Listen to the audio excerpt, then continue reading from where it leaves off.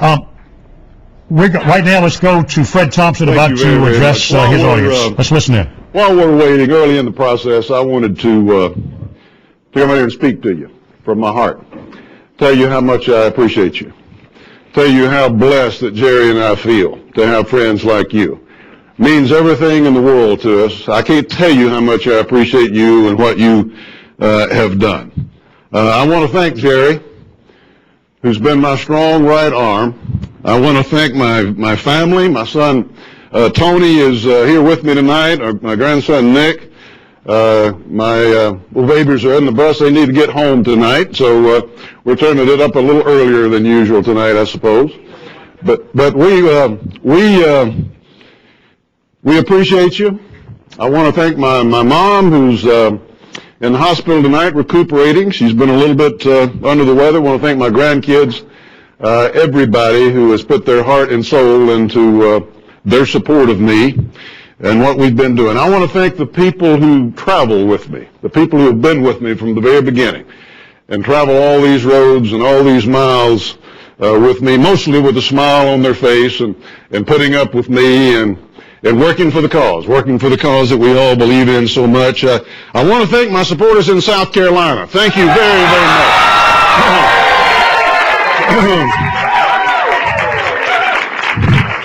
I mentioned Congressman Gresham Barrett and so many more. Steve King's been in here from Iowa, and we've had so many people in here, hundreds of people in here from Tennessee. Thank you, Tennesseans. Hey, buddy.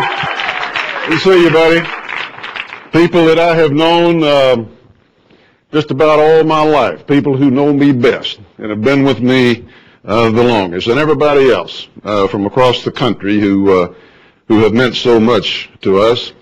Friends, we will always be bound by a close bond because we have traveled a very special road together for a very special purpose.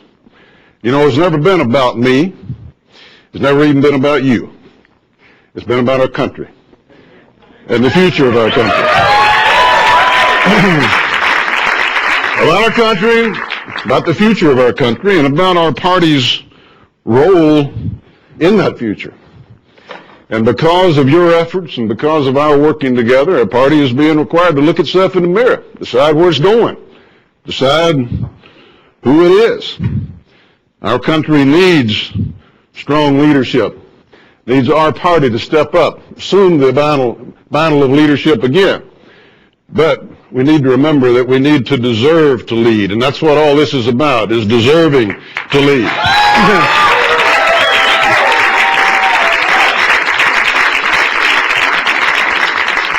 As you know, we like to talk a whole lot about our country. We have been blessed in so many different ways. We live by any measure in the greatest country in the history of the world, and it's every generation's obligation to do its part to make sure it stays that way. And in order to do that, we need to have a firm understanding of how it got that way. And my friends, it got that way because of strong, consistent, conservative beliefs that founded this country.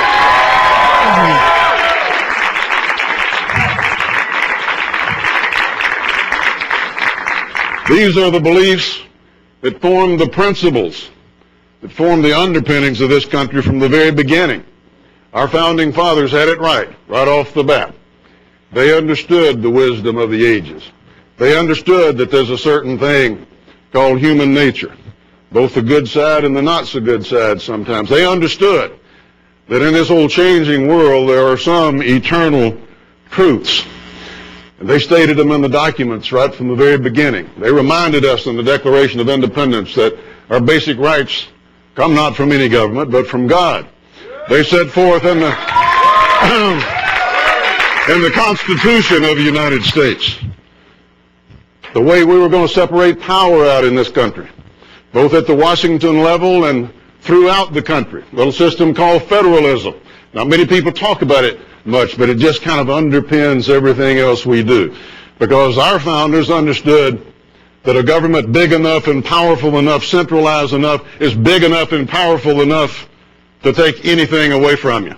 And we weren't going to go down that direction in this country, and we never have. We've understood, they understood, the dangers of having too much power in too few hands. And this is the foundation on which we're built. This is the reason we're here tonight. Free people in a free country. These are institutions on which we built a country. And what a country it's turned out to be. This is what it's all about. Keeping it that way. Doing our part. Stepping up to the plate. Stepping up for service. Stepping up to try to do the right thing. Even when the right thing is not easy. Institutions such as the rule of law. Wasn't any democracies around when we started out on our little experiment in this world. Most people are governed by democracies now. Now the rule of law is the norm which everyone wants to emulate. It's based on the propositions that judges will follow the law and the Constitution and not make it up as they go along.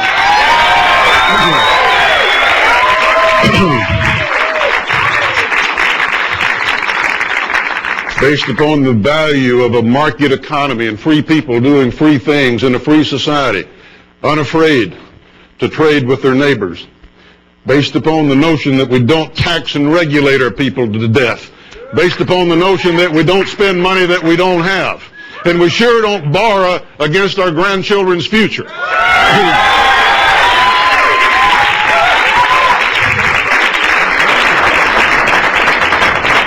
It's the kind of country that's let a small town boy from Lawrenceburg, Tennessee grow up knowing that if he behaved himself and pretty much played by the rules, that he had a chance to achieve the American dream.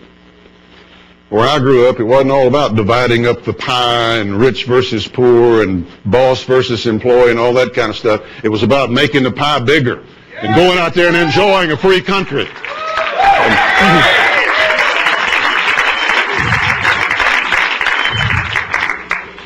That's why we talk about the Reagan Coalition so much, my friend, because these are the tenets on which the Reagan Coalition was built. And they're just as alive and strong today as that they have ever been. They're alive in the hearts and minds of the American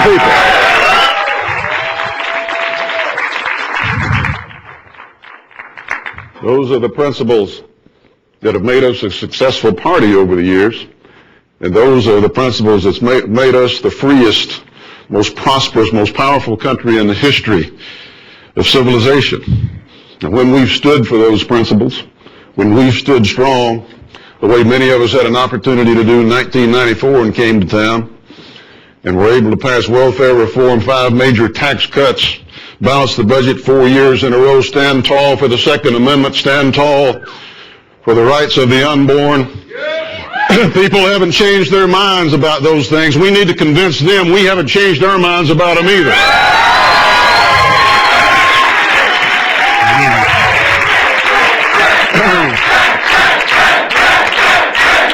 Thank you. Thank you.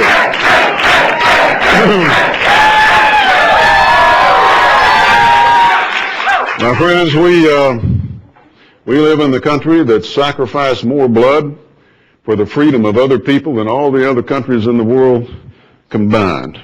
We are proud of that tradition. It's a tradition of honor. It's a tradition of sacrifice for the greater good. Now, most Americans are not called upon to shed their blood, but we're called upon from time to time to make our own sacrifices. We're called upon from time to time to make our own contribution. And my friends, that's what you've done. That's what you're doing.